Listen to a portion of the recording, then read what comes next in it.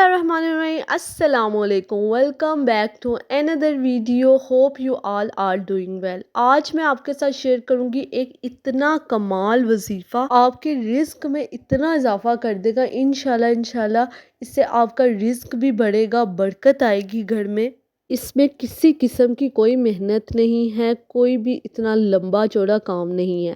آپ کو صرف اتنا چاہیے کہ آپ کو صرف استغفر اللہ پڑھنا ہے، زیادہ سے زیادہ جتنا چاہیں آپ استغفر اللہ پڑھ سکتے ہیں۔ کوئی ٹائم نہیں ہے، کوئی اس کی مقدار نہیں ہے، کوئی اس میں آپ کو وضو کی ضرورت نہیں ہے۔ بس چلتے پھرتے اٹھتے بیٹھتے کچن میں کام کرتے، ہر کام کرتے، مرد حضرات اپنے باہر کے کام کرتے کرتے استغفر اللہ پڑھ سکتے ہیں۔ بہت ہی آسان وظیفہ، اس سے ہر مشکل دور ہو جاتی ہے، اور قرآن پاک میں بھی اللہ تعالیٰ نے فرمایا ہے کہ تم استغفر اللہ پڑھو، میں تمہارے رزق میں اضافہ کروں گا۔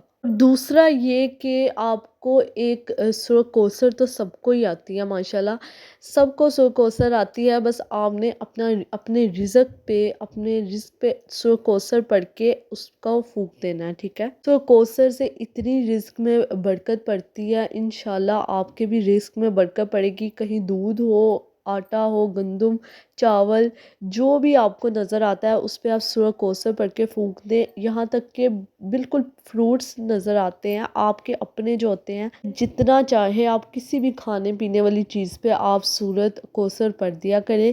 اس سے یہ ہوگا آپ کا رزق جس پہ بھی آپ پڑھ کے پھونکیں گے انشاءاللہ ڈبل ہو جاتی ہے۔